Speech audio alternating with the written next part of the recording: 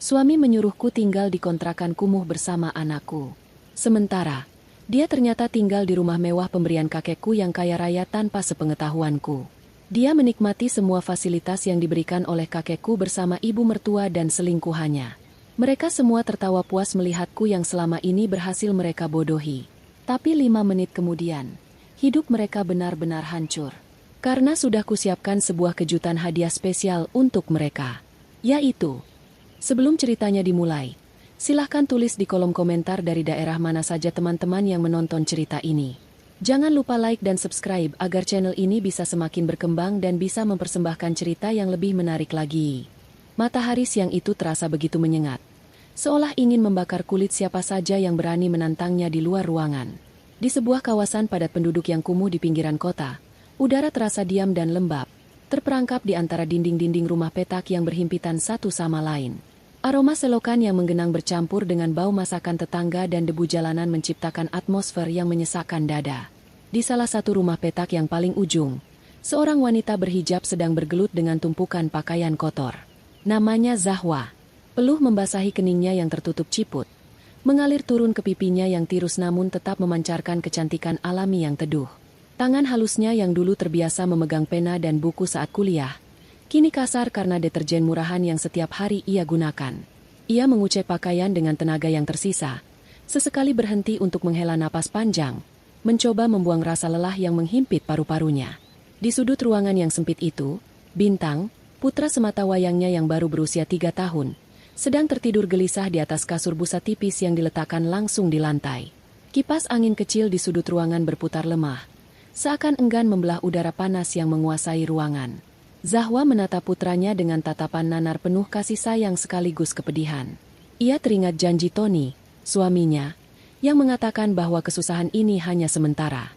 Tony bilang ia sedang merintis karir di luar kota, bekerja keras siang malam demi mengumpulkan modal agar mereka bisa pindah ke tempat yang lebih layak. Zahwa mempercayai setiap kata yang keluar dari mulut suaminya itu dengan ketulusan seorang istri yang setia. Ia rela hidup berhemat, makan seadanya, dan tinggal di lingkungan yang jauh dari kata nyaman ini demi mendukung cita-cita suaminya. Bagi Zahwa, pengabdian adalah bentuk cinta tertinggi, dan ia tidak keberatan menderita asalkan suaminya bisa tenang bekerja. Suara riuh tiba-tiba terdengar dari arah depan gang sempit tempat tinggal mereka. Biasanya, keributan hanya terjadi jika ada pedagang keliling atau pertengkaran tetangga, namun kali ini suaranya berbeda. Terdengar gumaman kagum dan bisik-bisik tetangga yang semakin lama semakin keras. Zahwa menghentikan aktivitas mencucinya sejenak, mengusap tangannya yang berbusa ke daster lusuhnya, lalu berjalan perlahan menuju pintu depan yang terbuat dari kayu lapuk. Saat ia membuka pintu, matanya terbelalak melihat pemandangan yang sangat kontras dengan lingkungan kumuh tersebut. Sebuah mobil sedan hitam mengkilap, yang panjang dan terlihat sangat mewah, sedang berusaha masuk ke pelataran sempit di depan rumah petaknya. Mobil itu terlihat seperti benda asing dari planet lain yang mendarat di tempat pembuangan sampah. Anak-anak kecil berlarian mengikuti mobil itu, sementara para ibu-ibu tetangga berdiri di ambang pintu mereka dengan mulut menganga. Zahwa mematung di ambang pintu. Jantungnya berdegup kencang. Ia mengenali mobil itu. Bukan jenisnya, tapi aura kekuasaan yang dipancarkannya. Pintu penumpang belakang mobil itu terbuka perlahan. Seorang pria tua dengan setelan jas rapi namun wajahnya terlihat tegang turun dari mobil. Rambutnya yang memutih tertata rapi, dan tongkat kayunya mengetuk tanah berdebu dengan wibawa yang tak terbantahkan. Itu adalah kakek Wirya, kakek kandungnya sendiri. Sosok yang selama ini Zahwa hormati namun jarang ia temui sejak ia menikah dengan Tony, karena kesibukan Tony yang selalu beralasan menghindari acara keluarga. Wajah kakek Wirya yang biasanya tegas dan tenang, kini berubah menjadi campuran antara kaget, marah, dan sedih saat matanya menyapu sekeliling lingkungan tempat tinggal Zahwa. Tatapannya berhenti pada dinding rumah petak yang lembab, atap seng yang berkarat, dan akhirnya mendarat pada sosok cucu kesayangannya yang berdiri dengan pakaian lusuh. Kakek Wirya melangkah cepat, hampir setengah berlari, mengabaikan sopirnya yang mencoba memayunginya. Ia langsung menerobos masuk ke teras kecil rumah Zahwa. Napasnya memburu. Ia mencengkeram bahu Zahwa, menatapnya dari ujung kepala hingga ujung kaki seolah memastikan bahwa apa yang dilihatnya adalah nyata. Zahwa mencium tangan kakeknya dengan takzim, namun kakek Wirya justru menarik tangannya dan memeluk Zahwa erat-erat. Tubuh tua itu gemetar hebat. Zahwa bisa merasakan kemarahan yang meluap-luap dari tubuh kakeknya, Namun ia tahu kemarahan itu bukan ditujukan padanya. Setelah beberapa detik yang menegangkan, kakek Wirya melepaskan pelukannya dan menatap mata Zahwa tajam. Suaranya bergetar menahan emosi saat ia akhirnya berbicara, memecah keheningan yang mencekam di antara mereka. Kakek Wirya bertanya dengan nada tinggi yang membuat Zahwa tersentak kaget. Ia bertanya mengapa Zahwa dan Bintang tinggal di tempat seperti ini. Ia bertanya mengapa cucunya membiarkan dirinya hidup menderita di lingkungan yang tidak sehat dan tidak aman. Pertanyaan itu bertubi-tubi keluar dari mulut kakek Wirya tanpa memberi kesempatan Zahwa untuk menjawab. Kakek Wirya menunjuk ke arah dalam rumah yang sempit dan panas, lalu menunjuk ke arah mobil mewahnya, seolah membandingkan dua dunia yang sangat berbeda. Ia berkata dengan suara lantang bahwa tidak seharusnya cucu seorang Wirya Atmaja hidup seperti pengemis. Zahwa bingung. Ia mencoba menjelaskan bahwa ini adalah pilihan mereka untuk hidup mandiri, bahwa Tony sedang berjuang, dan mereka sedang berhemat. Namun, penjelasan Zahwa justru membuat wajah kakek Wirya semakin merah padam. Puncak kemarahan kakek Wirya meledak saat ia melontarkan pertanyaan kunci yang mengubah segalanya. Ia bertanya dengan tegas, kenapa Zahwa tidak tinggal di rumah mewah yang sudah ia belikan 2 tahun lalu? Kalimat itu menggantung di udara, membuat waktu seolah berhenti bagi Zahwa. Ia mengerjap-ngerjapkan matanya, mencoba mencerna kata-kata kakeknya. Rumah mewah? Dibeli 2 tahun lalu? Zahwa menggeleng perlahan. Wajahnya menyiratkan kebingungan yang murni dan jujur. Ia bertanya balik dengan suara lirih. Rumah apa yang dimaksud kakeknya? Ia sama sekali tidak tahu menahu tentang rumah pemberian kakeknya. Selama ini Tony selalu bilang bahwa mereka harus mengontrak karena belum punya uang untuk membeli rumah. Bahkan untuk menyicil rumah subsidi pun Tony bilang belum mampu. Mendengar jawaban polos Zahwa, tubuh kakek Wirya lemas seketika. Ia mundur selangkah, berpegangan pada tiang kayu teras agar tidak jatuh. Matanya menatap Zahwa dengan pandangan yang sulit diartikan. Campuran antara rasa kasihan yang mendalam dan amarah yang meledak-ledak. Kakek Wirya menyadari sesuatu yang sangat fatal telah terjadi. Ia menyadari bahwa cucunya telah ditipu mentah-mentah. Ia menarik napas panjang, berusaha menenangkan detak jantungnya yang berpacu cepat. Dengan tangan yang masih gemetar, kakek Wirya merogoh saku jas dalamnya. Ia mengeluarkan sebuah buku catatan kecil dan pena berlapis emas. Dengan gerakan cepat dan kasar, ia menuliskan sebuah alamat di secari kertas, lalu merobeknya dan menyodorkannya ke tangan Zahwa. Kakek Wirya menatap Zahwa lekat-lekat. Matanya berkaca-kaca. Ia berkata dengan suara berat dan serak, memerintahkan Zahwa untuk mendatangi alamat tersebut. Ia tidak menjelaskan lebih lanjut apa yang ada di sana. Ia hanya berkata bahwa Zahwa harus melihatnya sendiri dengan mata kepalanya. Kakek Wirya bilang bahwa ada kebenaran yang selama ini disembunyikan darinya, dan kebenaran itu ada di alamat tersebut. Zahwa menerima kertas itu dengan tangan gemetar. Ia melihat tulisan tangan kakeknya yang tegak bersambung, tertera sebuah alamat di kawasan elit kota ini, kawasan yang selama ini hanya bisa Zahwa bayangkan dalam mimpi. Sebelum Zahwa sempat bertanya lebih banyak, kakek Wirya sudah berbalik badan. Ia tidak sanggup berlama-lama di sana, bukan karena jijik dengan tempatnya, tapi karena tidak tega melihat kondisi cucunya. Kakek Wirya masuk kembali ke dalam mobil mewahnya tanpa menoleh lagi, meninggalkan Zahwa yang berdiri mematung di teras rumah petak dengan 1000 pertanyaan berkecamuk di kepalanya. Mobil itu melaju perlahan meninggalkan gang sempit, membawa pergi sosok pelindung Zahwa, dan meninggalkan jejak misteri yang harus Zahwa pecahkan sendiri. Malam telah turun menyelimuti kota, namun udara panas di dalam rumah petak Zahwa belum juga surut. Suara jangkrik bersahutan dengan suara bising televisi dari rumah tetangga yang hanya dipisahkan oleh tembok tipis. Zahwa duduk di lantai beralaskan tikar plastik, memandangi secari kertas yang diberikan kakek Wirya tadi siang. Tulisan alamat itu seolah menatapnya balik, menantangnya untuk mencari tahu. Perasaannya campur aduk antara penasaran, takut, dan penyangkalan. Sebagian hatinya ingin percaya pada Tony, suaminya yang selama ini ia anggap pahlawan keluarga. Namun, sorot mata kakeknya tadi siang tidak bisa bohong. Ada kekecewaan dan amarah yang begitu besar di sana. Zahwa melipat kertas itu dan menyelipkannya di bawah bantal Bintang yang sudah tertidur pulas. Ia mencoba menepis pikiran buruk. Mungkin kakek salah paham. Mungkin kakek membelikan rumah tapi Tony menolaknya karena ingin mandiri dan lupa memberitahu Zahwa. Zahwa mencoba menghibur dirinya sendiri dengan skenario-skenario positif. Tiba-tiba ponsel Zahwa yang layarnya sudah retak di bagian sudut bergetar. Nama, Mas Tony sayang, muncul di layar. Senyum tipis mengembang di bibir Zahwa. Ini adalah rutinitas mereka setiap malam. Tony akan menelepon sebelum tidur untuk menanyakan kabar Bintang. Zahwa segera memperbaiki jilbab instannya dan menekan tombol hijau untuk menerima panggilan video. Wajah Tony muncul di layar ponsel yang tak terlalu jernih itu. Tony terlihat mengenakan kaos oblong lusuh yang bagian lehernya sudah melar. Latar belakangnya gelap. Hanya diterangi cahaya remang-remang yang kekuningan. Tony menyapa dengan suara yang terdengar lelah dan serak.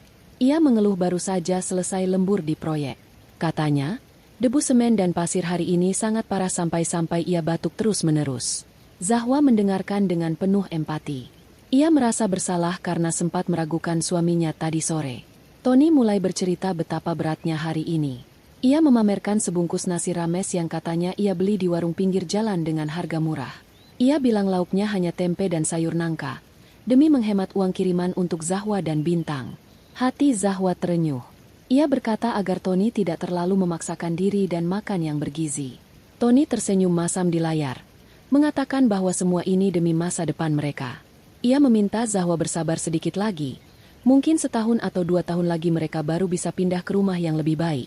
Kata-kata itu, yang biasanya menjadi penguat bagi Zahwa, malam ini terdengar sedikit berbeda di telinganya. Ada nada yang terasa diatur, seperti naskah drama yang dihafal. Namun Zahwa menepis perasaan itu. Ia fokus menatap wajah suaminya yang terlihat kurus di layar ponsel. Saat Tony sedang asyik bercerita tentang bosnya yang galak di proyek, Zahwa menyipitkan matanya. Ada sesuatu yang aneh. Tony bilang dia ada di mes proyek yang sederhana di pedalaman. Tapi cahaya yang memantul di kacamata Tony terlihat terlalu terang dan bersih untuk ukuran lampu bohlam biasa. Cahaya itu memantul ganda.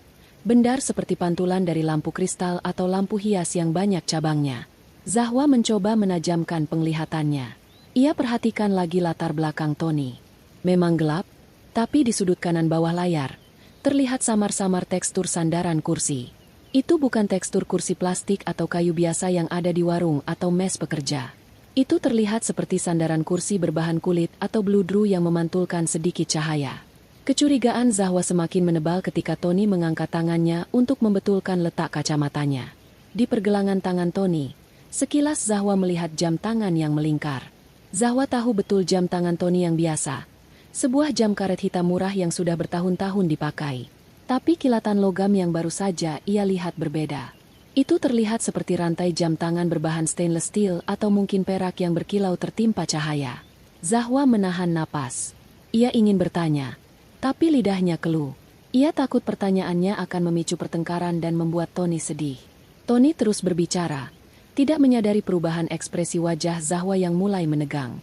Tony bilang sinyal di sana sangat buruk dan dia harus segera tidur karena besok harus bangun subuh untuk mengawasi pengecoran beton. Tepat sebelum Tony hendak mematikan panggilan, terjadilah hal yang tidak disengaja namun fatal. Tony sepertinya bermaksud menekan tombol merah untuk mengakhiri panggilan. Namun jarinya terpleset atau salah tekan. Layar ponsel di tangan Zahwa berkedip sejenak. Lalu gambar di layar berputar. Kamera depan berganti menjadi kamera belakang. Hanya selama 2 detik.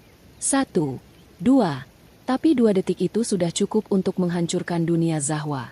Dalam 2 detik itu, Zahwa tidak melihat dinding batako semen yang belum diaci atau atap asbes mes proyek. Yang ia lihat adalah sebuah meja marmer putih yang mengkilap. Di atas meja itu, tidak ada bungkus nasi rames. Yang ada adalah piring-piring porselen putih dengan sisa makanan yang terlihat mewah, gelas-gelas kaki tinggi berisi minuman berwarna merah segar, mungkin sirup atau jus mahal, dan yang paling menyakitkan, sebuah tangan wanita berkulit putih mulus dengan kuku yang dipoles cantik sedang memegang garpu. Di pergelangan tangan wanita itu melingkar sebuah gelang emas dengan desain unik berbentuk lilitan naga. Zahwa mengenali gelang itu. Itu adalah gelang peninggalan almarhumah ibunya yang hilang dari lemari Zahwa setahun yang lalu. Saat itu Tony bilang mungkin rumah mereka kemalingan atau Zahwa lupa menaruhnya. Sambungan video terputus tiba-tiba. Layar menjadi gelap. Hening. Zahwa masih memegang ponselnya dengan tangan yang kini gemetar hebat. Jauh lebih hebat daripada saat menerima kertas dari kakek Wirya. Napasnya tercekat di tenggorokan. Air matanya tidak menetes. Tapi dadanya terasa sakit luar biasa seperti dihantam palu godam. Ia menatap layar hitam ponselnya, melihat pantulan wajahnya sendiri yang pucat pasat. Otaknya memutar ulang rekaman 2 detik tadi. Meja marmer, makanan mewah, tangan wanita, gelang ibu. Semua potongan puzzle itu menyatu membentuk sebuah gambar mengerikan yang selama ini tidak pernah ingin ia lihat. Tony tidak sedang menderita. Tony tidak sedang makan nasi bungkus. Tony sedang berpesta. Dan dia tidak sendirian. Zahwa meletakkan ponselnya perlahan di lantai. Seolah benda itu adalah bom waktu yang baru saja meledak. Ia menoleh ke arah Bintang yang masih tertidur pulas. Tidak tahu bahwa ayahnya baru saja meruntuhkan atap perlindungan emosional mereka. Rasa sakit di dada Zahwa perlahan berubah menjadi panas yang membakar. Rasa dikhianati itu menjalar dari ulu hati hingga ke ujung jari-jarinya. Jadi selama ini, setiap kali Tony bilang tidak punya uang, setiap kali Tony bilang harus berhemat, setiap kali Tony menolak membelikan susu mahal untuk Bintang, dia sedang berbohong? Kemana perginya semua uang itu? Dan wanita itu, siapa dia? Kenapa dia memakai gelang milik Ibu Zahwa? Zahwa meremas tangannya sendiri hingga buku-bukunya memutih. Ia merasa bodoh. Sangat bodoh. Ia teringat tatapan iba tetangga. Tatapan marah kakek Wirya. Mereka semua mungkin sudah tahu atau setidaknya menduga. Sementara dia, istri yang sah, hidup dalam gelembung kebohongan yang diciptakan suaminya. Malam itu, Zahwa tidak bisa tidur barang sedetik pun. Ia duduk bersimpuh dalam kegelapan, ditemani suara dengkuran halus anaknya dan gemuruh amarah di dadanya. Ia mengambil kembali kertas alamat yang diberikan kakek Wirya dari bawah bantal Bintang. Ia menyalakan senter ponselnya dan menyorot tulisan itu. Alamat itu kini bukan lagi sekadar lokasi rumah. Alamat itu adalah kunci jawaban dari semua penderitaannya. Zahwa berjanji pada dirinya sendiri, demi Bintang, dan demi harga dirinya yang telah diinjak-injak, ia tidak akan tinggal diam.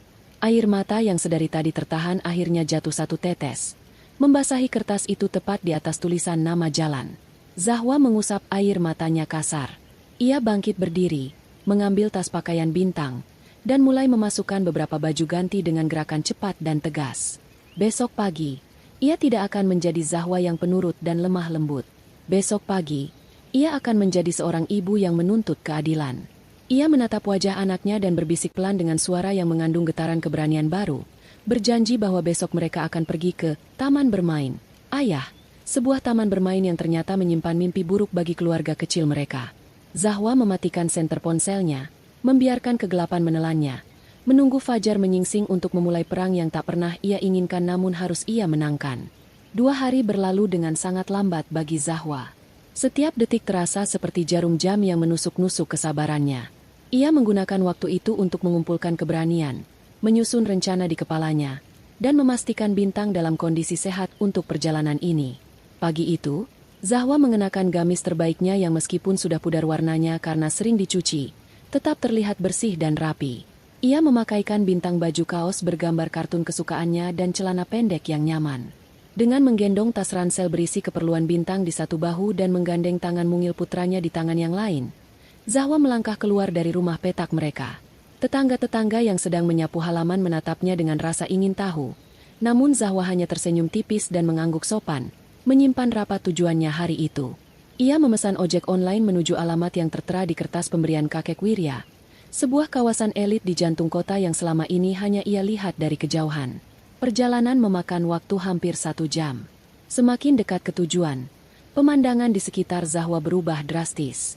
Rumah-rumah petak berganti menjadi ruko-ruko mewah, jalanan berlubang berganti menjadi aspal mulus yang lebar, dan akhirnya mereka memasuki gerbang sebuah kompleks perumahan elit. Satpam di gerbang utama sempat menahan ojek yang ditumpangi Zahwa, menanyakan keperluan mereka dengan nada curiga. Zahwa dengan tenang menyebutkan nomor rumah yang ia tuju dan nama, Pak Tony. Satpam itu mengerutkan kening sejenak, lalu mengangguk dan membukakan palang pintu otomatis. Zahwa bisa merasakan tatapan meremehkan dari balik pos Satpam, namun ia memilih mengabaikannya.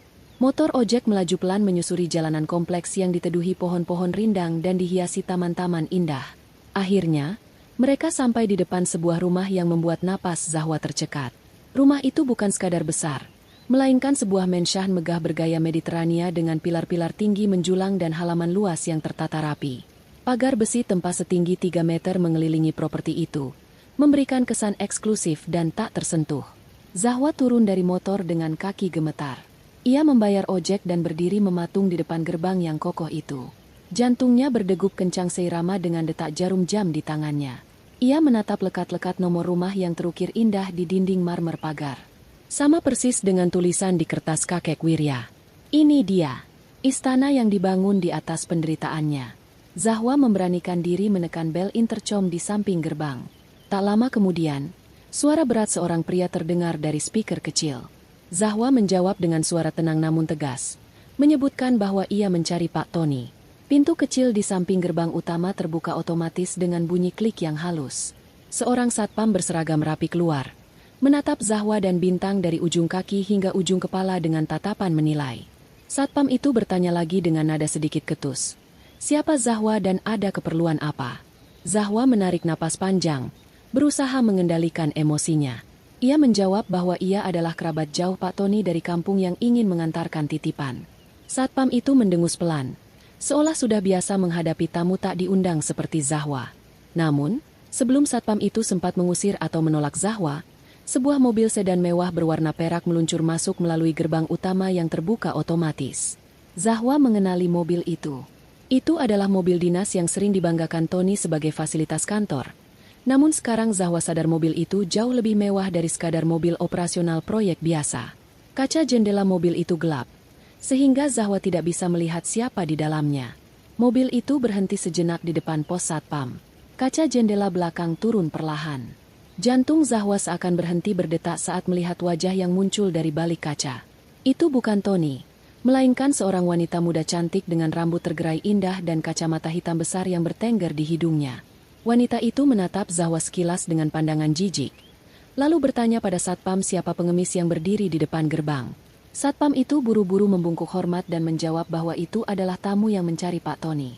Wanita itu mendengus kasar, lalu memerintahkan satpam untuk mengusir Zahwa karena akan ada pesta nanti malam dan dia tidak ingin ada pemandangan kumuh yang merusak suasana. Sebelum kaca jendela naik kembali, Zahwa sempat melihat sekilas ke dalam mobil. Di kursi sebelah wanita itu duduk seorang pria yang sangat ia kenal. Punggung pria itu membelakangi jendela, namun Zahwa mengenali potongan rambut dan kemeja batik yang dipakainya. Itu Tony. Dan di kursi depan, duduk seorang wanita parubaya yang sedang tertawa sambil memegang kipas tangan. Itu Ibu Lulu, mertuanya. Mereka bertiga berada di dalam satu mobil mewah, tertawa bahagia, sementara Zahwa dan Bintang berdiri kepanasan di luar pagar seperti pengemis. Mobil itu melaju masuk ke halaman luas Menshan, meninggalkan Zahwa yang terpaku di tempatnya. Satpam itu kembali menatap Zahwa dengan tatapan mengusir. Namun kali ini ada sedikit rasa kasihan di matanya. Ia menyarankan Zahwa untuk pergi saja karena Pak Tony sedang sibuk dan Nyonya Sally sedang bad mood. Nyonya Sally? Zahwa mengulang nama itu dalam hati. Jadi wanita tadi bernama Sally. Dan dia dipanggil Nyonya di rumah ini? Darah Zahwa mendidih. Ia tidak beranjak pergi. Sebaliknya, ia menatap satpam itu tajam dan berkata bahwa ia akan menunggu di sini sampai Tony keluar. Satpam itu menghela napas panjang, namun membiarkan Zahwa berdiri di pinggir jalan, di bawah terik matahari yang menyengat. Zahwa memeluk Bintang erat-erat, berbisik bahwa mereka akan bermain petak umpet sebentar lagi. Ia tidak akan pergi. Ia akan masuk ke dalam istana itu, bagaimanapun caranya. Matahari mulai condong ke barat, menciptakan bayangan panjang dari pagar besi Menshan yang menimpa tubuh Zahwa dan Bintang. Mereka sudah menunggu hampir 2 jam. Bintang mulai rewel karena haus dan bosan. Zahwa memberinya air minum dari botol yang ia bawa dan biskuit kecil untuk mengganjal perut. Tekad Zahwa tidak surut sedikit pun. Justru rasa sakit hati melihat kemewahan di depan matanya semakin membakar semangatnya. Ia mengamati gerak-gerik di sekitar rumah itu. Beberapa mobil box catering terlihat keluar masuk membawa peralatan pesta dan bahan makanan. Zahwa melihat celah. Saat sebuah mobil box besar masuk, gerbang terbuka lebar dan satpam sibuk memeriksa surat jalan sopir. Tanpa pikir panjang, Zahwa menggandeng tangan Bintang dan menyelinap masuk melalui celah sempit di antara mobil box dan pilar pagar, bersembunyi di balik semak-semak hias yang rimbun di halaman depan. Jantung Zahwa berdegup kencang seperti genderang perang. Ia berhasil masuk ke area halaman. Halaman itu sangat luas dan asri, dengan air mancur di tengahnya dan patung-patung taman yang artistik. Dari tempat persembunyiannya, Zahwa bisa melihat kesibukan di teras depan. Para pelayan berseragam hitam putih hilir mudik menata meja dan kursi taman. Lampu-lampu hias mulai dinyalakan, menciptakan suasana pesta yang meriah. Zahwa menunggu momen yang tepat. Saat para pelayan sedang sibuk di sisi lain taman, ia membawa Bintang berlari kecil menuju pintu samping rumah yang terlihat lebih sepi. Pintu itu ternyata tidak terkunci. Mungkin karena kesibukan persiapan pesta membuat orang-orang lengah. Zahwa dan Bintang berhasil masuk ke dalam rumah. Interior rumah itu membuat Zahwa ternganga. Lantai marmer yang mengkilap memantulkan cahaya lampu kristal gantung yang megah. Dinding-dindingnya dihiasi lukisan mahal dan perabotan antik. Ruang tamu yang luas itu terhubung langsung dengan ruang makan yang tak kalah mewahnya. Di sana, di meja makan panjang yang terbuat dari kayu jati ukiran, duduklah mereka. Tony, Ibu Luluk, dan Sally. Mereka sedang menikmati afternoon tea dengan kue-kue cantik yang tersaji di atas piring tingkat dari perak. Suara tawa mereka terdengar menggema di ruangan besar itu. Kontras dengan kesunyian hati Zahwa. Zahwa bersembunyi di balik sebuah pilar besar, mengintip ke arah meja makan. Ia melihat Tony menuangkan teh ke cangkir Sally dengan mesra. Ibu Luluk sedang sibuk memotong kue sambil bercerita dengan semangat tentang betapa bodohnya Zahwa yang mau saja dibohongi soal gaji Tony yang kecil. Ibu Luluk tertawa terbahak-bahak, mengatakan bahwa Zahwa itu terlalu lugu dan kampungan, sehingga mudah sekali dikelabui. Ia bahkan menyebutkan rencana mereka untuk membeli villa baru di puncak bulan depan dengan uang bonus proyek yang seharusnya menjadi hak Zahwa. Hati Zahwa terasa diremas-remas mendengar pengakuan itu langsung dari mulut mertuanya sendiri. Sally menimpali dengan nada manja, memuji kepintaran Tony dalam mengatur keuangan dan menyembunyikan aset-aset ini dari si parasit di rumah petak. Amarah Zahwa memuncak. Ia tidak bisa lagi menahan diri untuk bersembunyi. Ia menggandeng tangan Bintang erat-erat, lalu melangkah keluar dari balik pilar. Langkah kakinya yang mantap menimbulkan bunyi tep-tep-tep di lantai marmer. Namun suara tawa mereka menenggelamkan suara langkah Zahwa. Zahwa terus berjalan mendekat hingga ia berdiri tepat di ujung meja makan, hanya berjarak beberapa meter dari mereka. Tony yang posisinya menghadap ke arah Zahwa adalah orang pertama yang menyadari kehadirannya. Tawa Tony terhenti seketika. Wajahnya yang tadinya merah merona karena bahagia, mendadak pucat pasi seperti mayat. Cangkir teh di tangannya gemetar hingga isinya tumpah sedikit ke taplak meja putih bersih. Ibu Luluk dan Sally yang duduk membelakangi Zahwa heran melihat perubahan ekspresi Tony. Ibu Luluk bertanya ada apa, lalu menoleh ke belakang mengikuti arah pandang Tony. Saat melihat Zahwa berdiri di sana dengan pakaian sederhana dan wajah dingin, mata Ibu Luluk melotot hampir keluar. Mulutnya ternganga, namun tidak ada suara yang keluar. Sally pun menoleh, dan ekspresi jijik langsung muncul di wajah cantiknya. Keheningan yang mencekam melanda ruang makan itu. Musik klasik yang diputar pelan dari speaker ruangan terdengar semakin jelas, mengiringi ketegangan yang memuncak. Bintang yang polos menunjuk ke arah ayahnya dan memanggil, "Ayah!" Dengan ceria, memecah kesunyian itu seperti petir di siang bolong. Tony gelagapan, berusaha berdiri namun kakinya lemas. Ia tergagap memanggil nama Zahwa, mencoba mencari alasan yang masuk akal. Namun sebelum Tony sempat berkata apa-apa, Ibu Luluk sudah lebih dulu menguasai diri. Ia berdiri dengan kasar, membanting serbet makannya ke meja. Dengan wajah merah padam karena marah dan malu, ia membentak Zahwa. Ia bertanya dengan suara melengking bagaimana bisa Zahwa masuk ke sini dan berani-beraninya mengganggu ketenangan mereka. Ibu Luluk tidak menunjukkan rasa bersalah sedikit pun. Justru ia merasa terganggu karena hama dari masa lalu Tony muncul di istana barunya. Zahwa tidak menjawab bentakan itu. Ia hanya menatap mereka satu persatu dengan tatapan tajam yang menusuk. Tatapannya berhenti pada Sally yang kini sedang memandanginya dengan tatapan menantang sambil melipat tangan di dada. Zahwa melihat gelang emas yang melingkar di pergelangan tangan Sally. Gelang ibunya. Bukti nyata pengkhianatan itu kini terpampang jelas di depan mata. Tanpa sadar, tangan Zahwa menyenggol sebuah vas bunga besar dari keramik Cina kuno yang berdiri di atas meja konsol di sampingnya. Perang. Suara pecahan keramik menggema di seluruh ruangan, mengejutkan semua orang dan menandai dimulainya perang terbuka di antara mereka. Pecahan keramik berserakan di lantai marmer, seolah menggambarkan hati Zahwa yang telah hancur berkeping-keping, namun kini tajam dan siap melukai siapa saja yang menginjaknya. Suara pecahan keramik itu menggema bagai lonceng kematian di ruangan mewah tersebut. Keheningan yang menyusul terasa mencekam, lebih berat dari udara lembab di rumah petak Zahwa. Tony berdiri mematung. Wajahnya pucat pasi seakan darahnya tersedot habis. Matanya melotot menatap Zahwa. Mulutnya bergerak-gerak tanpa suara, seperti ikan yang terdampar di daratan. Ia mencoba melangkah mendekat, namun kakinya terasa berat, tertahan oleh rasa bersalah dan ketakutan yang tiba-tiba menyeruak. Di sebelahnya, Ibu Luluk bangkit dengan kasar. Kursi makannya berdecit keras beradu dengan lantai marmer. Wajah wanita parubaya itu merah padam, bukan karena malu, melainkan karena murka. Ia menatap Zahwa dengan tatapan jijik, seolah menatap kotoran yang menempel di sepatu mahalnya. Berani-beraninya kamu masuk ke sini. Dasar wanita kampungan tidak tahu diri. Teriak Ibu Luluk. Suaranya melengking memecah kesunyian.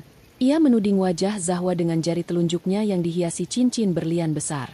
Siapa yang mengizinkanmu menginjakan kaki kotor di lantai marmer Italiaku ini? Keluar sekarang juga sebelum kupanggil satpam. Zahwa tidak bergeming. Ia berdiri tegak, menggenggam erat tangan Bintang yang mulai ketakutan melihat neneknya marah-marah. Tatapan Zahwa dingin, menusuk langsung ke manik mata Ibu Lulu. Ia tidak menjawab teriakan itu, melainkan mengalihkan pandangannya pada Tony. Mas Tony, panggilnya pelan. Namun suaranya terdengar jelas dan penuh penekanan. Bisa tolong jelaskan, rumah siapa ini? Dan siapa wanita yang duduk di sebelahmu itu? Tony tergagap. Keringat dingin mulai bercucuran di pelipisnya. Ia mencoba tersenyum. Senyum yang dipaksakan dan terlihat menyedihkan. Jehwa, dengar dulu. Ini tidak seperti yang kamu pikirkan. Aku bisa jelaskan. Ini rumah bosku. Aku hanya menumpang sebentar untuk mengurus pekerjaan. Bohong. Potong Sally tiba-tiba. Wanita muda itu berdiri dengan angkuh, mengibaskan rambut panjangnya yang indah. Ia berjalan mendekati Tony, melingkarkan tangannya di lengan pria itu dengan posesif. Matanya menatap Zahwa dengan tatapan meremehkan dari ujung kepala hingga ujung kaki. Mas Tony, kenapa kamu masih saja berbohong pada wanita udik ini? Bilang saja yang sebenarnya. Biar dia tahu posisinya. Sally menoleh pada Zahwa. Senyum sinis tersungging di bibirnya yang merah merekah. Dengar baik-baik. Mbak, ini rumah Mas Tony. Rumah kami. Mas Tony membelinya 2 tahun lalu. Tunai. Dan aku adalah calon istrinya yang sah secara hukum negara.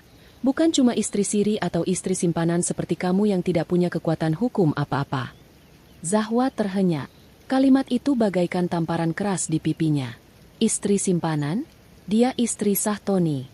Mereka menikah resmi di KUA, disaksikan oleh keluarga besar dan tetangga. Bagaimana bisa Sally berkata begitu? Zahwa menatap Tony, menuntut jawaban. Namun Tony justru menunduk, menghindari tatapan matanya. Sikap pengecut suaminya itu sudah cukup menjadi jawaban bagi Zahwa. Ibu Luluk tertawa renyah, tawa yang menyakitkan telinga. Sudahlah, Zahwa, sadar diri sedikit. Lihat penampilanmu. Kumal, bau matahari, tidak terawat. Pantas saja Tony bosan. Laki-laki sukses seperti anakku butuh pendamping yang sepadan, yang bisa diajak ke pesta rekan bisnis. Bukan wanita yang bisanya cuma ngulek sambal di dapur. Tony itu berhak bahagia dengan wanita berkelas seperti Sally. Air mata mulai menggenang di pelupuk mata Zahwa. Namun ia menahannya sekuat tenaga. Ia tidak akan menangis di depan mereka. Tidak sekarang. Ia menarik napas panjang, mengumpulkan sisa-sisa harga dirinya yang telah diinjak-injak. Mas Tony, ucapnya lagi. Kali ini suaranya bergetar menahan amarah. Apa benar yang dibilang mereka? Apa benar rumah ini milikmu?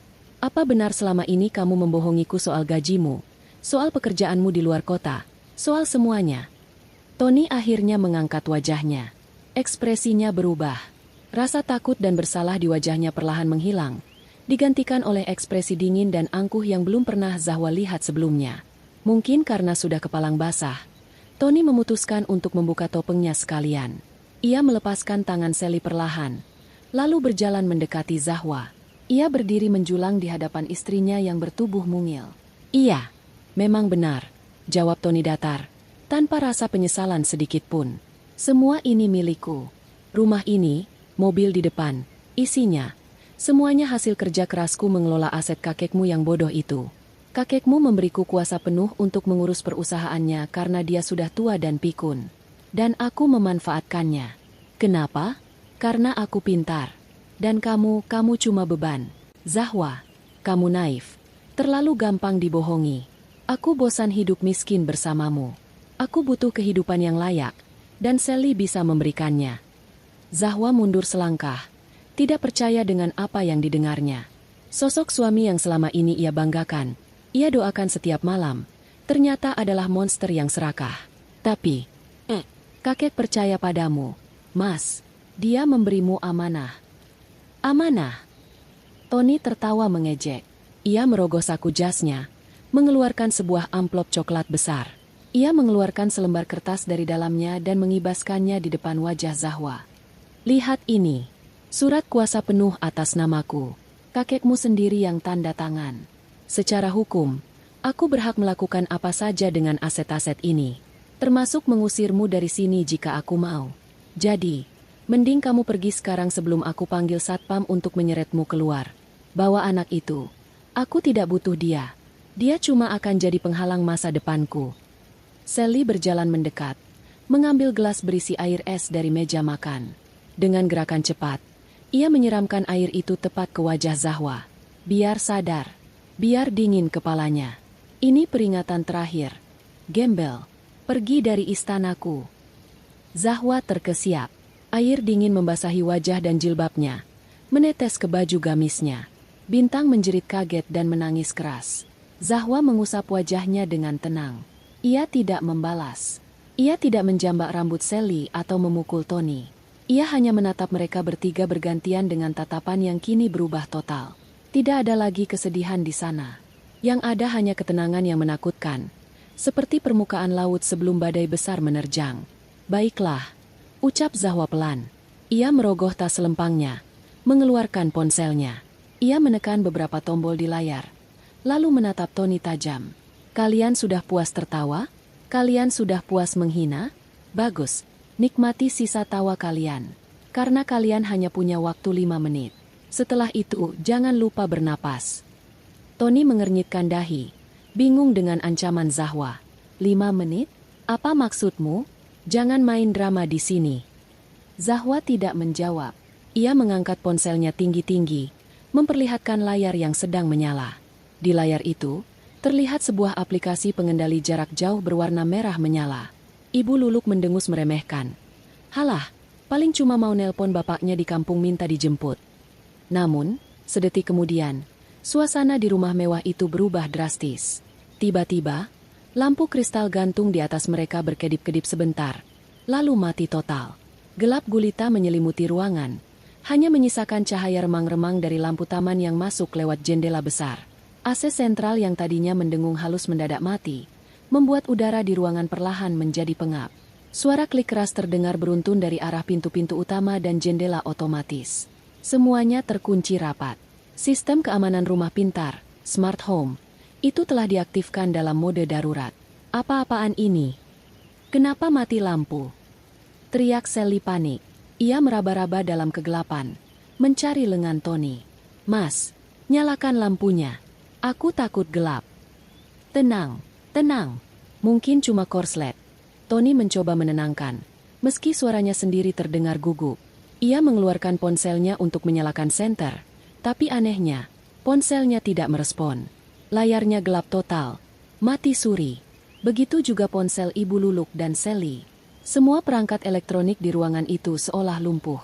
Tiba-tiba, layar televisi LED raksasa berukuran 80 inci yang menempel di dinding ruang tengah menyala sendiri dengan terang benderang. Cahayanya menyilaukan mata mereka yang terbiasa dengan kegelapan. Di layar itu, tidak ada siaran berita atau film. Yang ada adalah wajah close-up seorang pria tua yang sangat mereka kenal, namun dengan ekspresi yang belum pernah mereka lihat sebelumnya. Wajah kakek Wirya. Kakek Wirya menatap lurus ke arah kamera, seolah menatap langsung ke jiwa mereka bertiga di ruangan itu. Wajahnya merah pada menahan amarah yang meluap-luap. Di belakangnya, terlihat latar belakang ruang kerja kantor pusat Wirya Group yang megah. Selamat malam, Tony, Retna, dan kamu, wanita simpanan itu. Suara kakek Wirya menggelegar dari sound system rumah yang canggih, memenuhi setiap sudut ruangan dengan gema yang menakutkan. Tony mundur selangkah. Kakinya gemetar hebat hingga ia jatuh terduduk di lantai marmer. Wajahnya seputih kertas. Kakek? Desisnya ngeri. Kaget? Tanya kakek Wirya di layar. Senyum sinis tersungging di bibirnya. Kalian pikir aku bodoh? Kalian pikir aku pikun? Selama 2 tahun ini aku diam. Aku mengamati. Aku membiarkanmu bermain-main dengan mainanmu. Tony, aku ingin melihat sejauh mana keserakahanmu akan membawamu. Dan ternyata, kamu melampaui dugaanku. Kamu bukan hanya serakah, tapi kamu juga busuk sampai ke tulang. Surat kuasa itu. Kakek Wirya mengangkat selembar kertas yang sama persis dengan yang dipegang Tony tadi. Yang kamu pegang itu palsu, Tony. Cuma kertas sampah. Yang asli ada di sini, di tanganku. Dan tahu apa isinya? Isinya adalah jebakan. Setiap tanda tangan yang kamu bubuhkan atas namaku selama ini, setiap transaksi yang kamu lakukan, semuanya terekam dan terlacak. Aku membiarkanmu merasa menang. Sampai hari ini. Kakek. Ampun kek, ini salah paham. Ibu Luluk mencoba merayu. Suaranya bergetar ketakutan. Ia mendekati layar TV seolah ingin bersimpuh di depannya. Diam kamu, Ratna. Bentak kakek Wirya. Kamu yang menghasut Tony. Kamu yang mengajarkan anakmu menjadi maling. Aku dengar semuanya. Aku lihat semuanya. Rumah ini, rumah yang kalian banggakan ini, dipasang kamera dan penyadap suara di setiap sudutnya sejak hari pertama dibangun. Aku tahu setiap kata busuk yang keluar dari mulut kalian tentang cucuku. Zahwa masih berdiri tenang di tempatnya, memeluk Bintang yang sudah berhenti menangis dan kini menatap kakek di TV dengan takjub.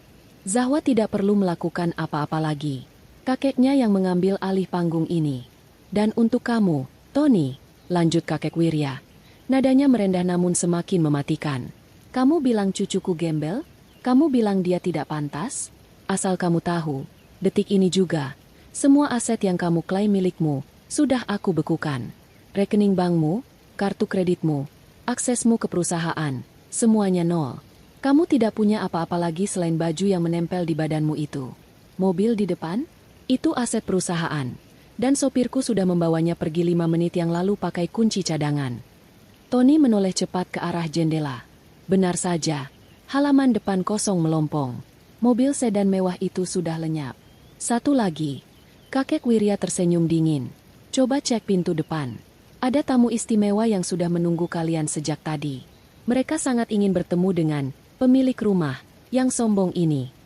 Di layar, kakek Wirya menunjuk ke arah pintu utama. Bersamaan dengan itu, suara sirine mobil polisi terdengar meraung-raung dari kejauhan, semakin lama semakin dekat, hingga akhirnya berhenti tepat di depan gerbang mansion. Lampu biru merah berputar-putar, memantul di dinding ruang tamu, menciptakan suasana horor yang nyata bagi Tony dan komplotannya. 5 menit kehancuran mereka baru saja dimulai, dan Zahwa adalah sutradara yang mengakhiri pertunjukan sandiwara mereka dengan sempurna. Ruang tengah mansion mewah yang kini hanya diterangi oleh cahaya biru dan merah dari lampu sirine polisi serta pendaran layar televisi raksasa itu terasa seperti sebuah panggung pengadilan neraka bagi Tony, Ibu Luluk, dan Sally. Wajah kakek Wirya yang menatap tajam dari layar LED 80 inci seolah menjadi hakim agung yang siap menjatuhkan vonis mati bagi masa depan mereka. Napas Tony memburu, keringat dingin mengucur deras membasahi kemeja batiknya yang mahal, membuat kain itu menempel menjijikkan di punggungnya. Ia merasa dunianya berputar kencang, seolah lantai marmer di bawah kakinya berubah menjadi pusaran air yang siap menelannya hidup-hidup. Suara sirine di luar sana terdengar semakin nyaring, menembus dinding-dinding kedap suara rumah pintar itu, menjadi musik latar yang mengerikan bagi kehancuran yang sedang berlangsung. Namun, teror sesungguhnya belum selesai. Zahwa, wanita yang selama ini mereka anggap lemah dan bodoh, masih berdiri tegak di sana dengan sebuah ponsel di tangannya, menyimpan satu kejutan lagi yang akan meruntuhkan sisa-sisa harga diri mereka hingga tak bersisa. Zahwa melangkah maju perlahan, mendekati Tony yang masih terduduk lemas di lantai. Cahaya dari layar televisi memantul di wajah Zahwa, menciptakan bayangan tegas yang mempertegas ekspresi dingin di wajahnya. Ia tidak terlihat seperti istri yang tersakiti lagi, melainkan seperti seorang eksekutor yang tenang. Dengan gerakan pelan namun mematikan, Zahwa memutar layar ponselnya ke arah Tony, Ibu Luluk, dan Sally. Di layar ponsel itu, terlihat tampilan antarmuka sebuah aplikasi media sosial yang sangat populer. Bukan aplikasi sembarangan, itu adalah akun Instagram bisnis milik Tony. Akun yang selama ini Tony banggakan karena memiliki puluhan ribu pengikut, tempat ia memamerkan citra dirinya sebagai pengusaha muda sukses yang religius dan penyayang keluarga. Di pojok kanan atas layar, tertera tulisan, live, dengan kotak merah menyala. Dan angka penonton yang tertera di sebelahnya membuat mata Tony nyaris melompat keluar dari kelopaknya. 15.000 orang. 15.000 pasang mata sedang menonton siaran langsung ini. Sayang sekali, ucap Zahwa dengan nada datar yang menusuk tulang. Kalian terlalu sibuk menghina dan merendahkan aku sampai lupa bahwa teknologi zaman sekarang sangat canggih. Sejak aku melangkah masuk ruang makan tadi, Sejak kalian mulai memamerkan kesombongan kalian, sejak Ibu Luluk menyebutku gembel, dan sejak Mas Tony mengakui semua kebohongan busukmu, semuanya sudah terekam. Semuanya tersiar secara langsung, tanpa sensor, tanpa jeda, ke seluruh rekan bisnismu, teman-teman arisan ibu, dan bahkan tetangga-tetangga kita di kampung. Tony terbelalak. Ia mencoba meraih ponsel Zahwa dengan tangan gemetar. Namun tenaganya seolah hilang tak berbekas. Ia melihat kolom komentar di layar ponsel itu bergulir dengan kecepatan luar biasa. Begitu cepat hingga sulit untuk dibaca satu persatu. Namun, beberapa kata kunci tertangkap jelas oleh matanya yang nanar. Kata-kata seperti penipu, suami durhaka, mertua jahat, pelakor tidak tahu malu, dan sumpah serapah lainnya membanjiri layar. Reputasi yang dibangun Tony bertahun-tahun dengan topeng kemunafikan hancur lebur hanya dalam hitungan menit. Zahwa sengaja mendekatkan ponsel itu ke wajah Tony, memaksanya membaca komentar dari salah satu investor terbesarnya yang menulis, "Tony, saya kecewa berat. Batalkan semua kontrak besok pagi. Saya tidak sudi berbisnis dengan penipu yang menelantarkan anak istrinya demi wanita lain." Tidak mungkin. Desis Tony. Suaranya parau hampir tak terdengar. Ia menggeleng-gelengkan kepalanya seperti orang gila, berusaha menyangkal kenyataan pahit yang terpampang di depan matanya. Matikan, Zahwa. Matikan sekarang juga. Kamu menghancurkan karirku. Kamu membunuhku. Kamu yang membunuh karirmu sendiri, Mas. Jawab Zahwa dingin. Aku hanya memegang cermin agar dunia bisa melihat wajah aslimu. Ibu Luluk yang menyadari situasi ini langsung histeris. Ia merampas tas tangannya, mencari ponselnya sendiri dengan panik. Ia ingin menelepon teman-temannya, ingin membuat klarifikasi, ingin mengatakan bahwa semua ini bohong. Namun, saat ia berhasil menyalakan ponselnya, ribuan notifikasi pesan masuk secara bersamaan, membuat ponsel keluaran terbaru itu hang dan tidak bisa dioperasikan. Di sela-sela notifikasi yang macet itu, ia sempat melihat pesan dari ketua grup sosialitanya. "Jeng Luluk, tolong jangan hubungi kami lagi. Kami malu punya teman yang tega membiarkan cucunya hidup di rumah petak sementara neneknya foya-foya. Anda dikeluarkan dari grup." Ibu Luluk menjerit tertahan, melempar ponselnya ke sofa dengan frustrasi. Wajahnya yang penuh riasan tebal kini luntur oleh air mata dan keringat, membuatnya terlihat mengerikan. Sally, yang sedari tadi diam terpaku karena syok, tiba-tiba bereaksi. Ia sadar bahwa wajahnya kini viral sebagai perebut suami orang. Ia menutupi wajahnya dengan kedua tangan, berusaha sembunyi dari kamera ponsel Zahwa. "Jangan sorot aku! Jangan sorot aku!" teriaknya histeris. Ia lari ke belakang sofa, bersembunyi seperti tikus yang ketahuan mencuri makanan. Namun Zahwa tidak perlu mengejarnya. Kamera CCTV rumah pintar yang terhubung ke siaran kakek Wirya di layar besar sudah merekam semuanya dari berbagai sudut. Wajah Sally sudah terpampang jelas di layar raksasa di belakang mereka. Dan tentu saja, di layar ponsel ribuan penonton. Tiba-tiba, ponsel di saku celana Tony berdering. Bukan ponsel yang mati tadi, melainkan ponsel khusus pekerjaan yang selalu ia bawa. Nada deringnya terdengar nyaring dan menuntut di tengah kekacauan itu. Tony melihat nama yang tertera di layar, Bapak Direktur Utama. Itu adalah bos di perusahaan tempat Tony sebenarnya bekerja. Perusahaan konsultan tempat ia menjadi manajer senior, bukan perusahaan kakek Wirya.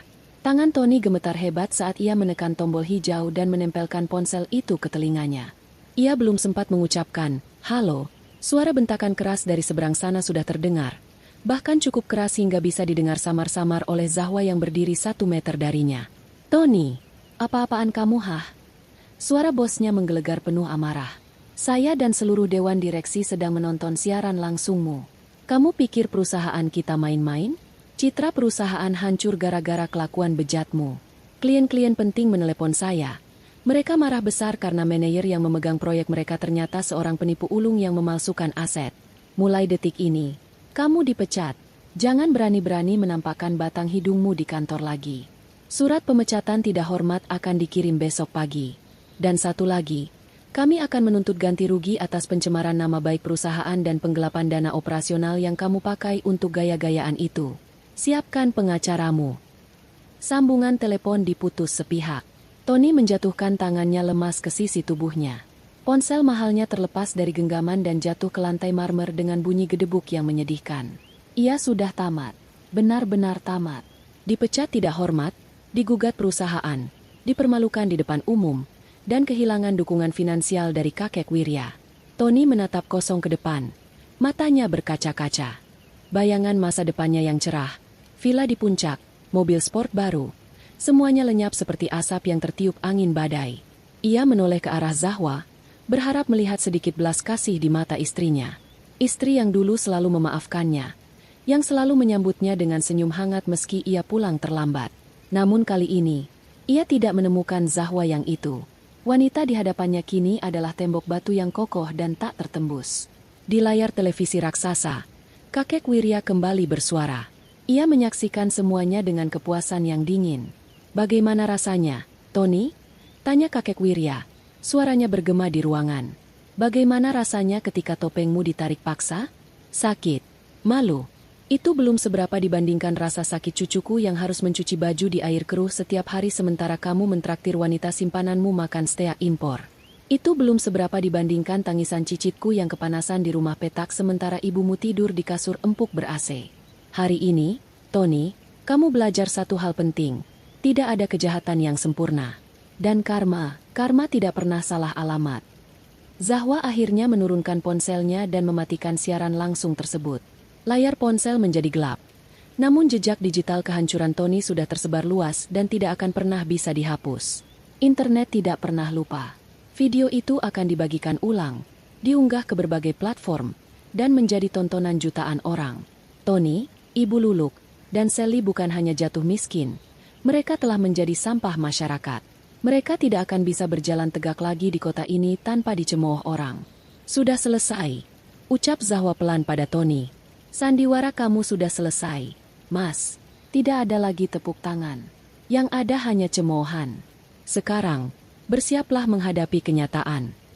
Zahwa memeluk Bintang lebih erat, mencium kening putranya yang menatap bingung ke sekeliling. "Tenang ya, Nak. Sebentar lagi kita pulang. Tapi sebelum itu, kita harus melihat mereka membayar tiket pertunjukan ini sampai lunas." Suara gedoran keras di pintu utama Menshan menghentak kesadaran mereka kembali. "Polisi, buka pintu!" Teriakan tegas dari luar sana terdengar menakutkan, bercampur dengan suara radio komunikasi aparat yang bising. Sistem smart home yang dikendalikan dari kantor pusat kakek Wirya mendeteksi kehadiran otoritas hukum dan secara otomatis membuka kunci pintu utama. Pintu kayu jati ukiran setinggi 3 meter itu perlahan terbuka lebar, memperlihatkan barisan petugas kepolisian berseragam lengkap yang berdiri di teras dengan wajah serius. Di belakang mereka, terlihat beberapa mobil patroli memblokir jalan keluar. Lampu rotatornya menyapu halaman depan yang luas dengan kilatan cahaya biru merah yang menyilaukan. Di dalam rumah, kepanikan yang sesungguhnya baru saja dimulai. Bukan kepanikan karena malu, tapi kepanikan karena ancaman penjara yang nyata di depan mata. Sally adalah orang pertama yang bereaksi secara naluriah untuk menyelamatkan diri. Insting bertahan hidupnya sebagai wanita yang terbiasa hidup dari kelicikan langsung bekerja. Ia menyadari bahwa Tony sudah tidak berguna lagi. Tony sudah miskin, dipecat, dan akan ditangkap. Tidak ada alasan baginya untuk tetap setia. Dengan gerakan cepat, ia menyambar tas tangan bermerek Hermes miliknya yang tergeletak di meja konsol. Pikirannya bekerja cepat. Ia harus kabur lewat pintu belakang, membawa apa saja yang bisa dijual. Sally berlari menuju tangga yang melingkar megah di tengah ruangan, berniat naik ke lantai 2 menuju kamarnya. Ia ingat di laci meja riasnya ada kotak perhiasan berisi berlian dan emas yang pernah dibelikan Tony. Ia juga ingat ada tumpukan uang tunai di brankas kecil di lemari pakaian. Jika ia bisa mengambilnya, ia bisa kabur keluar kota malam ini juga dan memulai hidup baru dengan mencari mangsa pria kaya lainnya. Namun, langkahnya terhenti di anak tangga ketiga. Zahwa sudah berdiri di sana, menghalangi jalan dengan tatapan setajam elang. Entah bagaimana caranya, Zahwa bergerak lebih cepat, seolah sudah membaca pikiran licik Sally. "Mau kemana, Nyonya Rumah?" tanya Zahwa sinis. "Minggir kamu, gembel," bentak Sally. Matanya liar mencari celah. "Ini bukan urusanmu. Aku mau ambil barang-barangku." "Barang-barangmu?" Zahwa tertawa kecil, tawa yang terdengar miris. "Coba kamu periksa tasmu itu. Apa benar itu milikmu? Atau dibeli pakai kartu kredit perusahaan kakekku? Coba kamu pikirkan perhiasan yang mau kamu ambil di atas. Itu semua dibeli dengan uang hasil penggelapan. Sally, itu bukan harta gono gini. Itu barang bukti." Sally tidak peduli. Ia mencoba mendorong Zahwa. "Minggir!" teriaknya histeris. Namun saat ia hendak melangkah lagi, 2 orang petugas polisi wanita, Polwan, sudah masuk dan langsung menyergapnya dari belakang. Sally meronta-ronta, menjerit-jerit seperti orang kesurupan. Tas tangannya terlempar. Isinya berhamburan ke lantai marmer. Lipstik, bedak, kunci mobil, dan beberapa plastik klip kecil berisi bubuk putih serta pil-pil berwarna-warni menggelinding keluar, berhenti tepat di kaki salah satu petugas polisi. Suasana hening seketika. Petugas polisi itu memungut plastik klip tersebut, mengamatinya dengan teliti, lalu menatap Sally dengan pandangan tajam. "Wah, lengkap sekali, Mbak." Selain dugaan penikmat aliran dana penggelapan, ternyata ada pesta obat terlarang juga di sini. Wajah Sally pucat pasi, lebih putih dari tembok. Kakinya lemas seketika. Ia tahu, ancaman penjara karena obat terlarang jauh lebih berat dan tidak bisa ditebus dengan uang. Apalagi sekarang ia tidak punya uang sepeser pun. Itu bukan punya saya. Itu dijebak. Itu punya Tony, teriak Sally menuduh. Telunjuknya mengarah ke Tony yang masih terduduk di sofa. Tony yang mendengar namanya disebut langsung mendongak kaget. "Fitnah, itu punyamu. Kamu yang bawa barang haram itu ke rumah ini. Jangan bawa-bawa aku." Tony balas berteriak, berusaha menyelamatkan dirinya sendiri. Pemandangan itu sungguh menyedihkan. 2 orang yang beberapa menit lalu saling memanggil sayang, dan bersekongkol menghancurkan hidup Zahwa, kini saling menggigit seperti anjing liar yang berebut tulang busuk. Cinta mereka ternyata setipis kulit bawang. Hancur begitu badai datang menerpa. Sementara itu, Ibu Luluk mencoba strategi lain. Ia melihat polisi mulai memborgol tangan Tony. Ketakutan luar biasa melanda dirinya. Ia tidak bisa membayangkan dirinya yang terbiasa tidur di kasur sutra harus tidur di lantai penjara yang dingin dan bau. Matanya tertuju pada Zahwa. Zahwa adalah satu-satunya harapan. Zahwa adalah cucu pemilik segalanya. Jika Zahwa memaafkan, mungkin kakek Wirya akan mencabut tuntutan. Ibu Luluk segera berlari tertatih-tatih dengan sepatu hak tingginya, lalu menjatuhkan dirinya di kaki Zahwa. Ia bersujud, memeluk kaki Zahwa yang berbalut gamis sederhana. "Dehwa, menantuku yang cantik, yang sholehah," ratap Ibu Luluk dengan air mata buaya yang deras. "Tolong Ibu. Nak, Ibu hilaf. Ibu cuma ikut-ikutan Tony. Ibu sebenarnya sayang sama Zahwa.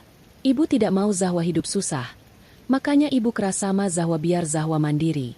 Tolong bilang sama kakekmu, jangan penjarakan Ibu. Ibu sudah tua. Nak, Ibu bisa mati di penjara. Kasihanilah Ibu mertuamu ini."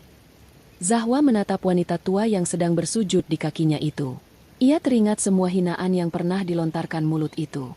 Ia teringat bagaimana Ibu Luluk menyebut Bintang, anak pembawa sial, karena lahir saat ekonomi Tony, katanya, sedang sulit.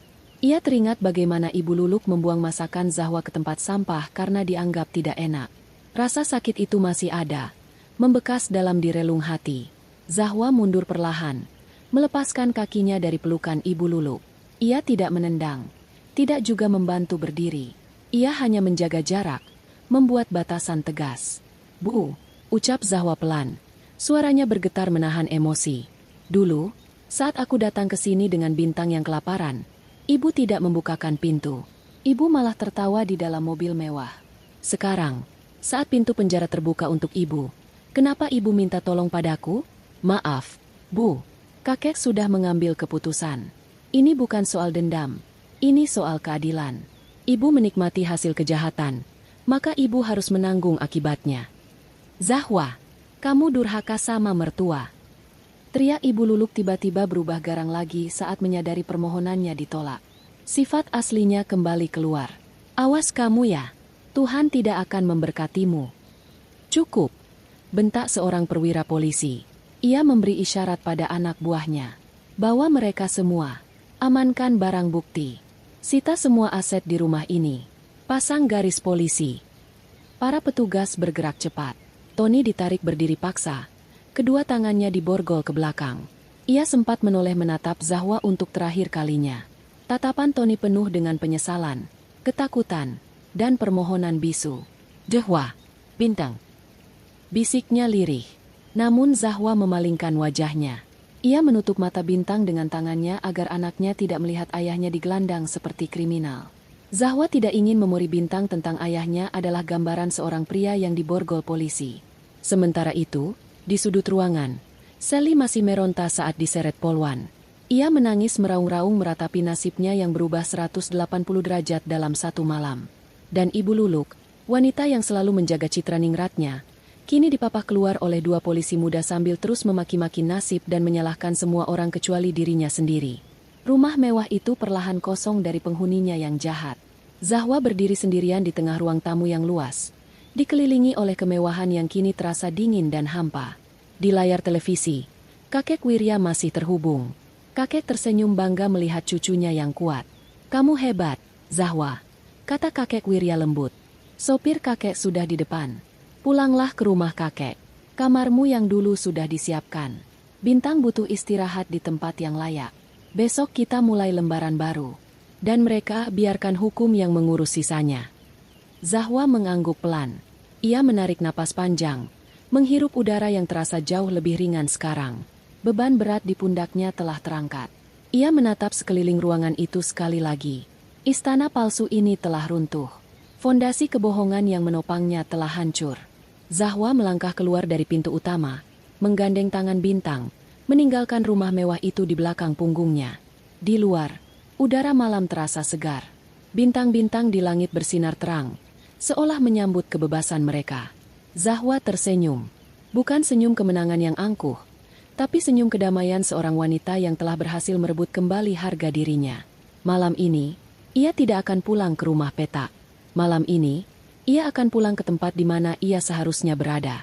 Malam itu menjadi malam yang paling panjang dalam sejarah hidup Tony, Ibu Luluk, dan Sally. Cahaya lampu rotator mobil polisi yang menyilaukan mata perlahan meredup saat iring-iringan kendaraan itu meninggalkan pelataran mansion mewah yang kini telah disegel dengan garis polisi berwarna kuning. Mereka tidak langsung dibawa ke sel tahanan yang dingin dan pengap, melainkan dibawa ke sebuah kantor polisi setempat untuk proses pemeriksaan awal. Namun, kejutan sesungguhnya bukan terjadi di ruang interogasi, melainkan di halaman parkir kantor polisi tersebut. Sebuah mobil sedan hitam mengkilap yang sangat familiar bagi Tony sudah terparkir di sana, menunggu dengan mesin yang masih menyala halus. Di samping mobil itu, berdiri sosok tua dengan tongkat kayu yang memancarkan aura kekuasaan yang tak terbantahkan. Kakek Wirya. Beliau berdiri tegak, didampingi oleh pengacara keluarga yang memegang tumpukan berkas tebal. Wajah kakek Wirya tampak tenang, namun tatapan matanya setajam elang yang sedang mengincar mangsanya. Zahwa berdiri di samping kakeknya, menggendong Bintang yang sudah tertidur pulas di bahunya, menatap kedatangan rombongan suaminya dengan ekspresi datar tanpa emosi. Tony, yang kedua tangannya masih terborgol, digiring turun dari mobil patroli dengan kepala tertunduk dalam. Saat ia melihat ujung sepatu kulit kakek Wirya, ia langsung menjatuhkan dirinya ke aspal kasar halaman parkir. Ia bersimpuh, mengabaikan rasa sakit di lututnya, dan mulai meratap memohon ampun. Suaranya serak dan menyedihkan, bercampur dengan isak tangis ketakutan. Ia memohon agar kakek Wirya tidak memenjarakannya.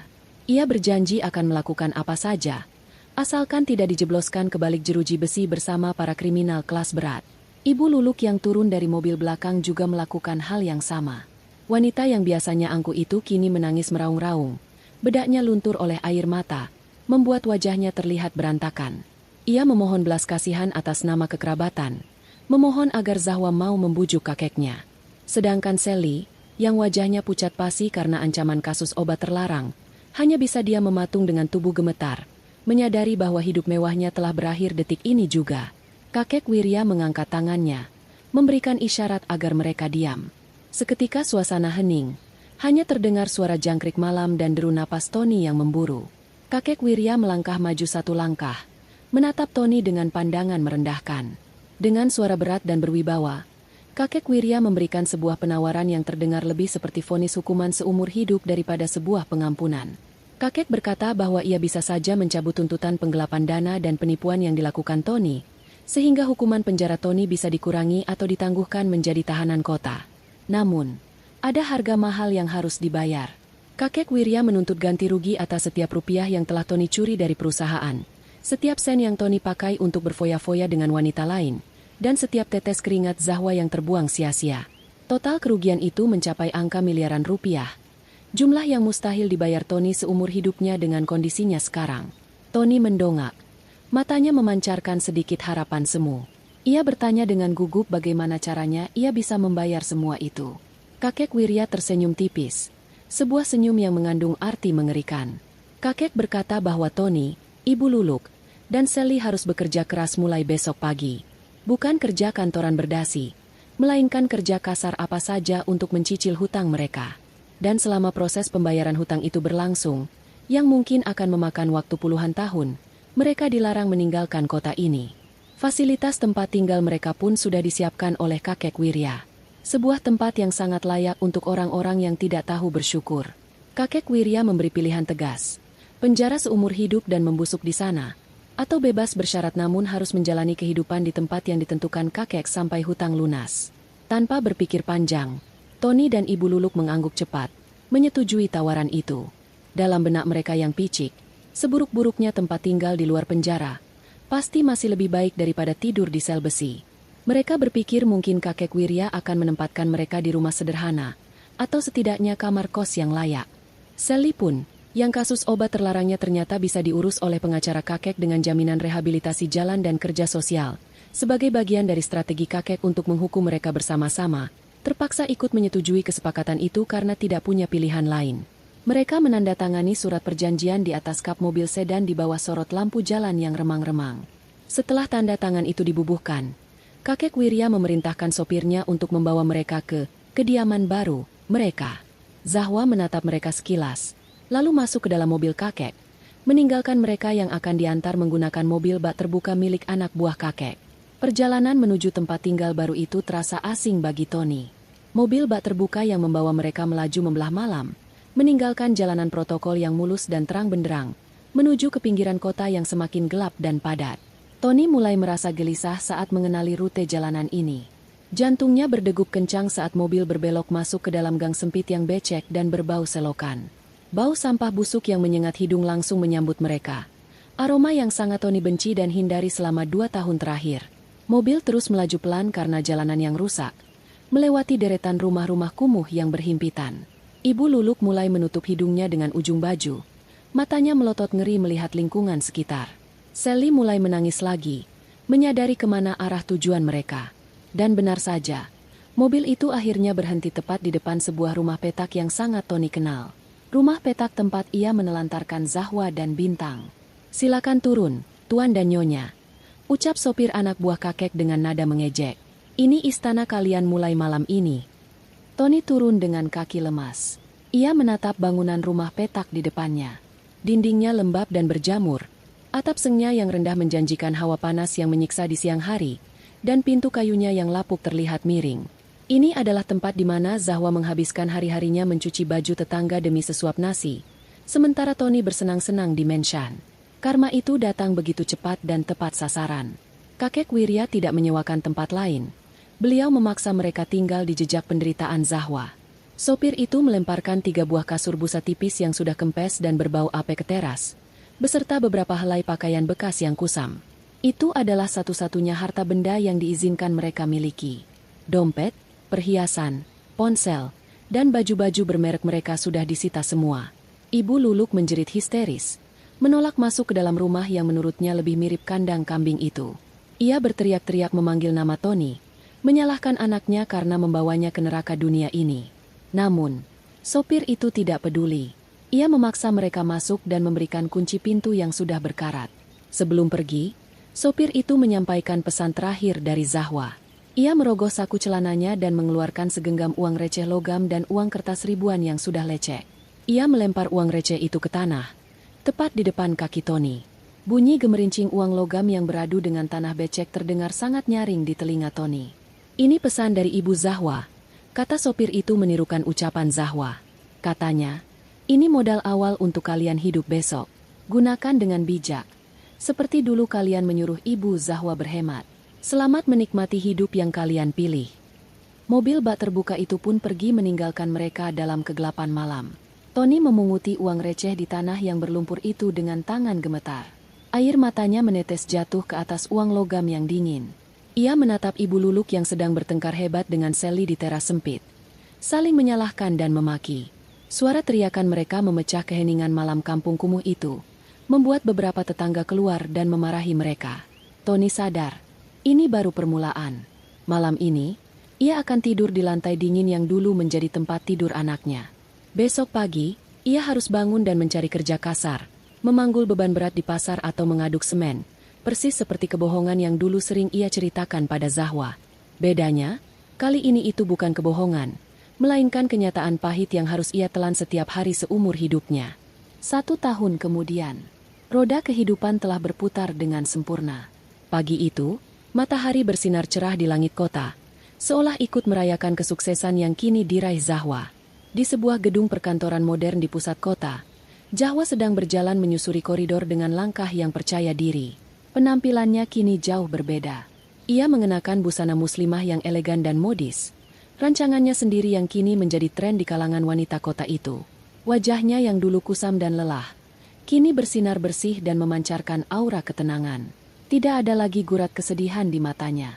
Zahwa kini dikenal sebagai pengusaha muda berbakat yang sukses mengembangkan bisnis butik muslimah warisan keluarga, sekaligus aktif dalam berbagai kegiatan sosial untuk membantu wanita-wanita yang menjadi korban penelantaran rumah tangga.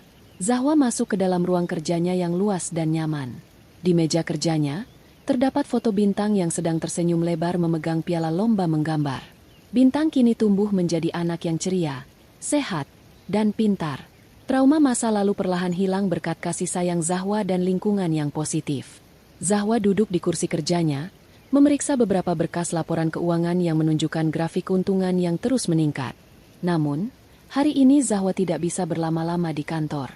Ia memiliki agenda penting untuk meninjau lokasi pembukaan cabang butik barunya di area pasar induk tradisional yang sedang direvitalisasi oleh pemerintah kota. Kakek Wirya, yang kini lebih banyak menghabiskan waktu beristirahat di rumah menikmati masa tua, mempercayakan penuh proyek ini kepada Zahwa. Siang harinya, mobil SUV putih milik Zahwa meluncur membelah kemacetan kota menuju pasar induk. Zahwa duduk di kursi belakang, memandang jalanan lewat jendela kaca yang gelap. Ia meminta sopirnya untuk memelankan kendaraan saat memasuki area pasar yang ramai dan padat. Hiruk-pikuk aktivitas pasar terlihat jelas. Para pedagang berteriak menawarkan dagangan, kuli panggul berlarian memikul beban berat, dan pembeli berdesakan di lorong-lorong sempit. Bau khas pasar yang campur aduk antara aroma sayuran segar, ikan basah, dan keringat manusia menyeruak masuk meski kaca mobil tertutup rapat. Zahwa mengamati denyut nadi kehidupan rakyat kecil dengan rasa hormat. Teringat masa-masa sulitnya dulu. Tiba-tiba, pandangan Zahwa tertumbuk pada sebuah keributan kecil di pinggir jalan, tepat di dekat bak penampungan sampah pasar. Mobil Zahwa terhenti karena macet, memberikan kesempatan baginya untuk melihat kejadian itu dengan jelas. Di sana, di tengah tumpukan kardus bekas dan sampah sayuran, terlihat 3 sosok manusia yang sangat ia kenal, namun kondisinya sangat mengenaskan. Jantung Zahwa berdesir, bukan karena rindu atau benci, tapi karena rasa kaget melihat betapa drastisnya perubahan fisik mereka. Di trotoar yang kotor, seorang pria kurus kering dengan kulit terbakar matahari dan rambut yang sudah mulai memutih tak terurus sedang duduk terengah-engah. Itu Tony. Ia mengenakan kaos partai yang sudah bolong di bagian ketiak dan celana pendek kumal. Di bahunya tersampir sebuah karung goni kosong. Tubuhnya yang dulu berisi dan terawat kini tinggal tulang berbalut kulit. Wajahnya tua sebelum waktunya, penuh dengan kerutan penderitaan. Di kakinya yang pecah-pecah, ia hanya mengenakan sandal jepit yang sudah tipis sebelah. Tony terlihat sedang menghitung uang receh di tangannya dengan wajah putus asa. Mungkin hasil kerjanya memanggul beras harian yang tak seberapa. Di depannya, 2 orang wanita sedang bertengkar hebat memperebutkan sebotol air mineral bekas. Itu Ibu Luluk dan Sally. Ibu Luluk, yang dulu selalu tampil dengan sanggul rapi dan perhiasan emas, kini berambut aut-autan dan mengenakan daster yang sudah sobek di bagian bawah. Wajahnya terlihat keras dan galak, namun matanya kosong. Ia membentak Sally dengan suara parau, menuduh Sally menyembunyikan uang hasil memulung botol plastik. Sementara Sally, wanita yang dulu menjadi primadona dengan kulit mulus dan pakaian mahal, kini tak ubahnya seperti pengemis jalanan. Kulitnya kusam dan berdaki, giginya tampak kuning tak terawat, dan ada bekas luka di pipinya, entah karena terjatuh atau karena kekerasan jalanan. Kecantikannya telah lenyap tak berbekas, digerogoti oleh kerasnya hidup dan penyesalan. Dasar mertua pelit. Itu botolku. Aku yang menemukannya di tong sampah tadi. Teriak Sally sambil menarik rambut Ibu Luluk yang sudah memutih.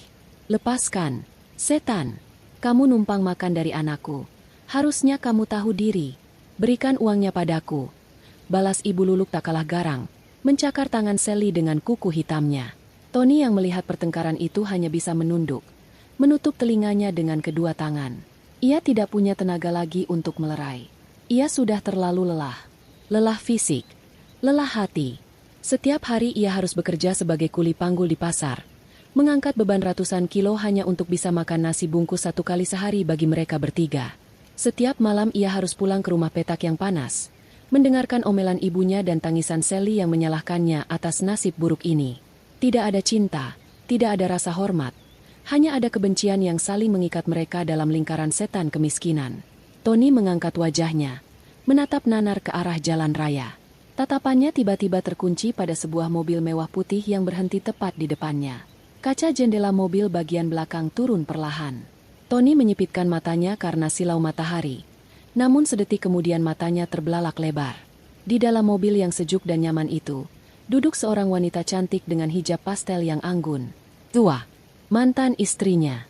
Zahwa menatap Tony dengan tatapan tenang, tanpa senyum mengejek, tanpa tatapan kasihan. Hanya tatapan datar seolah melihat orang asing yang tidak berarti apa-apa. Waktu seakan berhenti bagi Tony. Ia melihat kilau kesuksesan dan kedamaian di wajah Zahwa. Sesuatu yang dulu ia sia-siakan demi kesenangan sesaat. Rasa penyesalan yang luar biasa menghantam dada Tony, membuatnya sesak napas. Ia ingin berteriak memanggil nama Zahwa, ingin berlari mengejar mobil itu, ingin bersujud meminta maaf. Tapi kakinya terasa dipaku ke tanah. Rasa malu yang begitu besar menahannya. Ia sadar, ia tidak pantas bahkan hanya untuk melihat wajah Zahwa. Zahwa melihat Tony yang menatapnya dengan mulut ternganga dan mata berkaca-kaca. Ia juga melihat Ibu Luluk dan Sally yang berhenti berkelahi, mematung melihat sosok Zahwa yang begitu berkilau di dalam mobil mewah. Mereka seperti melihat hantu dari masa lalu yang datang untuk menunjukkan betapa rendahnya mereka sekarang. Ibu Luluk hendak membuka mulut, mungkin ingin memanggil atau meminta uang, tapi Zahwa sudah lebih dulu menekan tombol untuk menaikkan kaca jendela. Bezetzetzeteh. Kaca jendela mobil perlahan naik, menutup akses pandangan mereka ke dunia Zahwa. Dinding kaca itu menjadi pemisah abadi antara masa lalu yang kelam dan masa depan yang cerah. Zahwa menyandarkan punggungnya ke kursi empuk mobilnya. Ia menarik napas panjang dan menghembuskannya perlahan. Merasakan beban terakhir di hatinya benar-benar lenyap. Tidak ada rasa dendam lagi, karena alam semesta telah bekerja dengan adil. Mereka mendapatkan apa yang mereka tanam. Penderitaan mereka bukan lagi urusan Zahwa. Jalan, Pak. Perintah Zahwa lembut kepada sopirnya. Kita punya masa depan yang harus diurus. Jangan melihat ke belakang lagi. Mobil pun melaju meninggalkan pasar yang bising, meninggalkan debu jalanan, dan meninggalkan 3 manusia serakah yang kini kembali bergulat dengan sampah dan penyesalan di pinggir jalan. Zahwa tersenyum menatap langit biru dari balik kaca mobil. Perjalanannya masih panjang, dan ia siap melangkah dengan kepala tegak, karena ia tahu, kebahagiaan sejati tidak dibangun di atas penderitaan orang lain, melainkan di atas ketulusan dan kerja keras. Dan hari ini, Zahwa adalah pemenangnya.